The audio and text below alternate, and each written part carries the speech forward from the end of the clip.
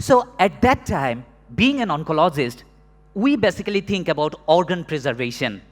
And the most important thing for organ preservation is with the help of neoadjuvant treatment.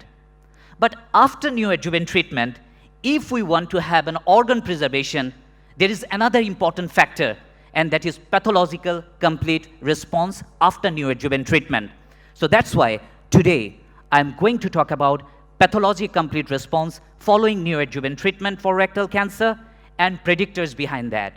I am Dr. Bhaskar Chakraborty, consultant clinical and radiation oncologist in Asani Mission Cancer and General Hospital. So different articles are going on in all over the world, and each and every article now just focusing over organ preservation. And they are now concluding that pathological complete response is considered as one of the most important factors for present with locally advanced rectal cancer after neoadjuvant treatment. It gives a better prognosis as well as chance for non-operative management. That's why the aim of my study was to identify the predictive variables for pathological complete response in rectal cancer patients after neoadjuvant chemotherapy and neoadjuvant concurrent radiation therapy. So let's talk about the methodology. That was a retrospective review, was performed using the Institutional Regulatory Board approved clinical database from 2019 to 2022.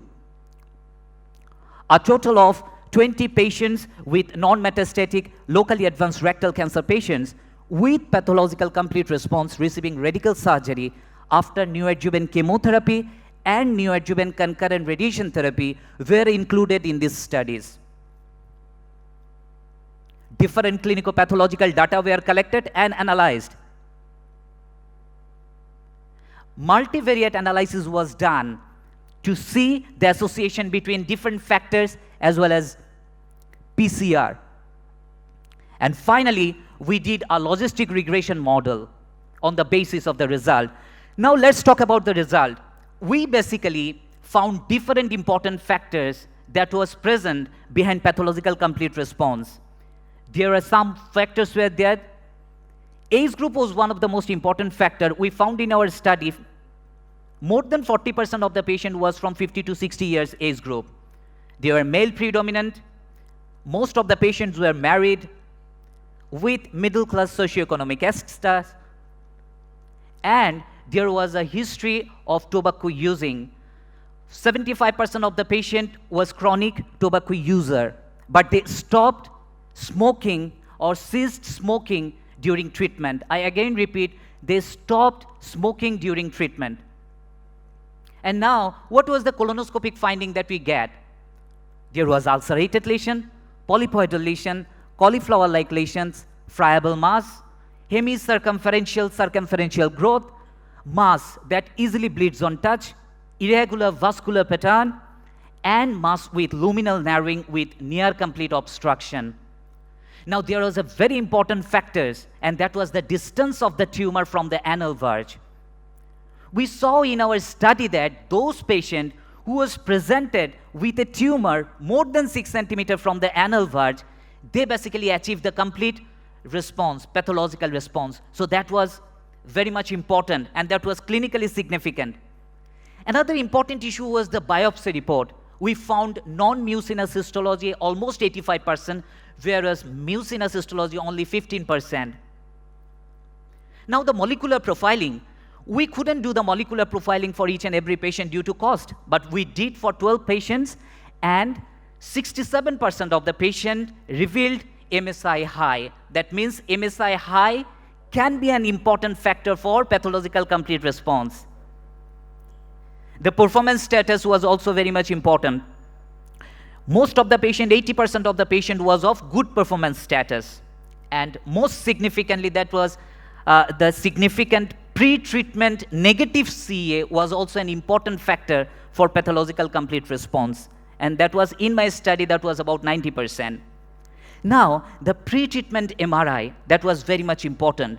The images that we took into consideration, that was high spatial resolution, axial oblique coronal T2 weighted image, contrast T1 weighted image, diffusion weighted image.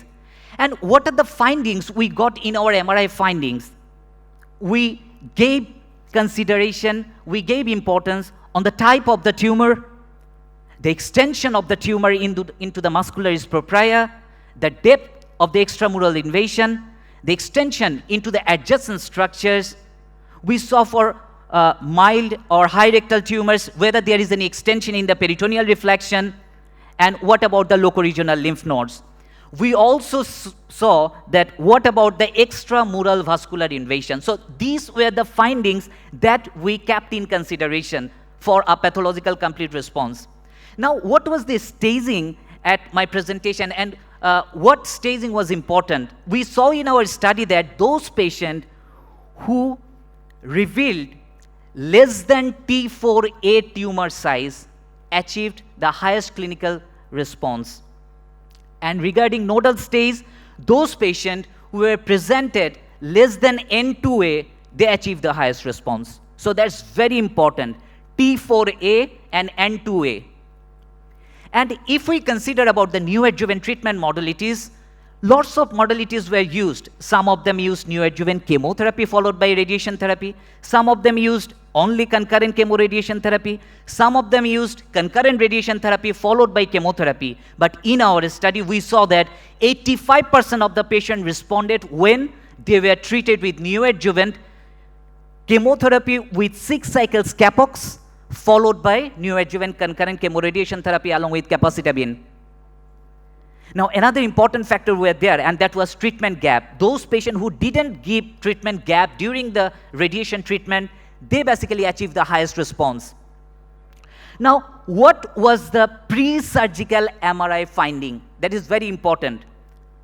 We saw whether the tumor has increased in size or decreased in size, and what about the decrease in size? We saw what about the changes in the tumor volume? What about the morphological changes? That means how much fibrosis has happened in that MRI finding? What about the tumor necrosis? And whether there is an increased mucin protein or not. All of these findings were very much important, as because post-treatment MRI-based tumor regression model is there, and there are 5 grades, grade 1 to grade 5. Grade 1 means complete clinical response, whereas grade 2 means good response with more than 75% fibrosis. In my study, I saw that most of the patients who achieved pathological complete response, they were in grade 1 or grade 2 response. That was very important. That means I am treating one patient and I am just checking the MRI that whether he is achieving grade 1 or grade 2. So that can be related with the pathological complete response. And finally, another important issue, what was the time from surgery to last treatment received? We saw that those patients where surgery was underwent after 8 weeks, they achieved the good response, and that was after 8 weeks. So these are the multiple factors that was related, that was found in my study, where pre-treatment CEA, negative CEA, pre-treatment staging was much more important. So we can conclude here that though PCR in non-metastatic locally advanced rectal cancer is challenging for clinicians, this study predicts that evaluation of the pre-treatment clinical stage, pre-treatment negative serum CEA, and systematic neoadjuvant therapy can help us to achieve that goal. Our study will also help to predict the prognostically unfavorable biological tumor profile with a greater propensity for local or distal recurrence and decreased survival for patients. So if we can follow these rules from my study, definitely we can delete the frustration from the face of our patient, and we can see the smile within those patients of rectal cancer. Thank you very much for your patience hearing.